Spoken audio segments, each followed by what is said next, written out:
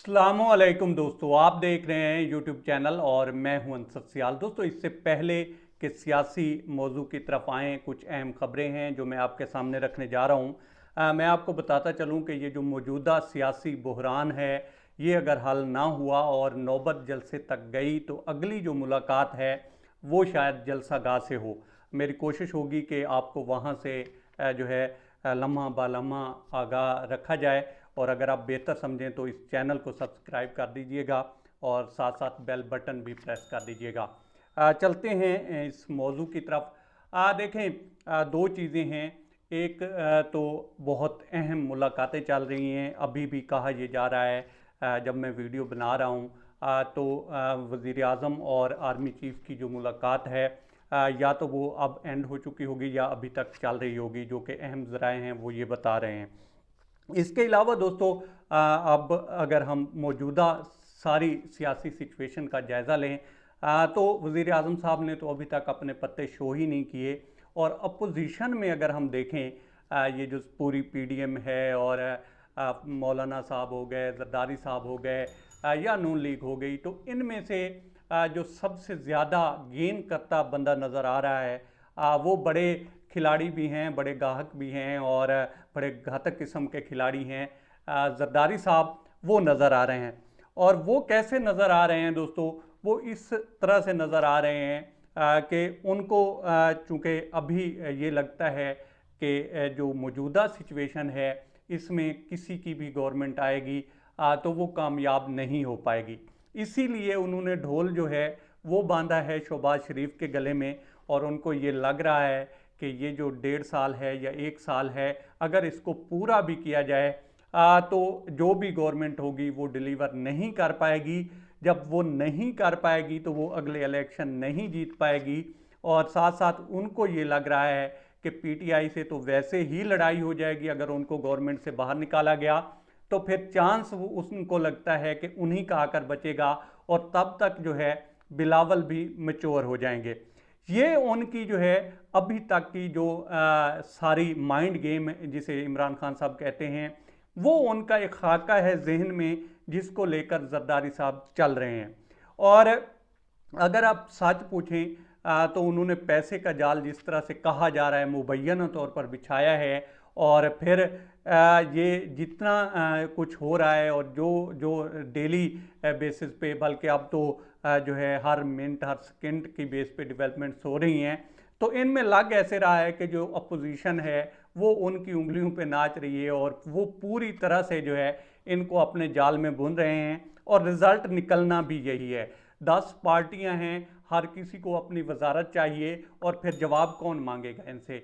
अकेले शहबाज शरीफ अगर वज़ीर आज़म बन भी जाते हैं तो वो किस किस से जवाब मांगेंगे? जिससे मांगेंगे वो यही कहेगा जो इमरान खान साहब के साथ जो है सूरत हाल है कि जिसको भी कहते हैं वो कहता है कि जनाब मैं तो गवर्नमेंट से जाने लगा हूँ।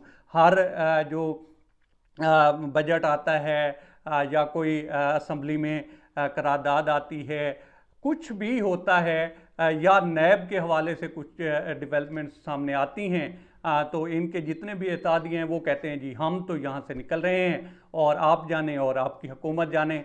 फिर वही ब्लैकमेलिंग शुरू होती है और फिर ये जो अपनी यूँ कह लें कि पंजाबी में कहते हैं कठोड़ियाँ या कोई आसरा कह लें, वो ढूंढने की कोशिश करते हैं। और यही होगा अगली गवर्नमेंट के साथ।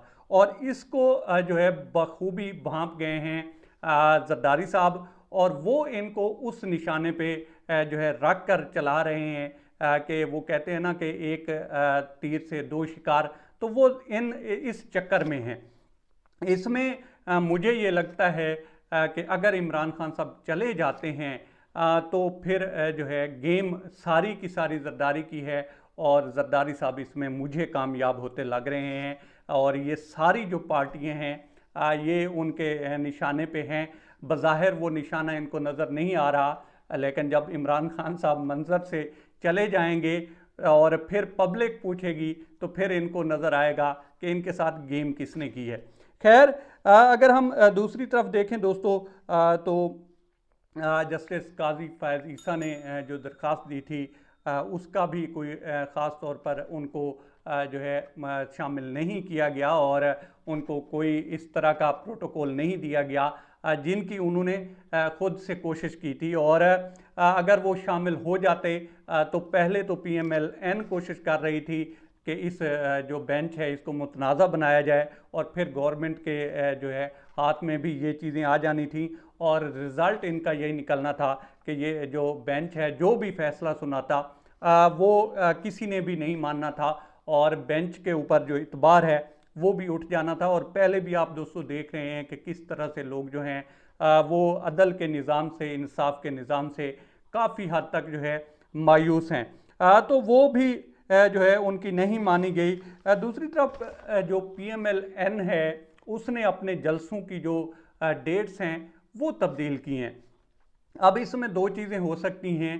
एक चीज़ तो ये हो सकती है कि जब PTI का जो है काफ़िला निकलेगा तो साथ ये भी निकलेंगे, लोग साथ साथ शामिल होंगे, तो जो दुनिया है उनको ये लगेगा कि शायद जो है इतनी बड़ी तादाद PMLN के साथ आ रही है। चूँकि कंपैरेटिवली अगर हम देखें, कंपैरिजन करें दोनों पार्टियों का, तो दोस्तों कोई मुकाबला ही नहीं है इमरान खान साहब का और जो मुखालिफ पार्टियां हैं उनका, स्पेशली क्राउड के एतबार से। तो ये कोशिश कर रहे हैं कि जितना डिले होकर निकलें साथ उनके लोग भी निकलेंगे, काफ़िले साथ मिलेंगे, तो हमारा जो काफ़िला है वो भी इस कदर बड़ा नज़र आएगा कि दुनिया को लगेगा कि शायद इनके साथ भी बहुत ज़्यादा पब्लिक है।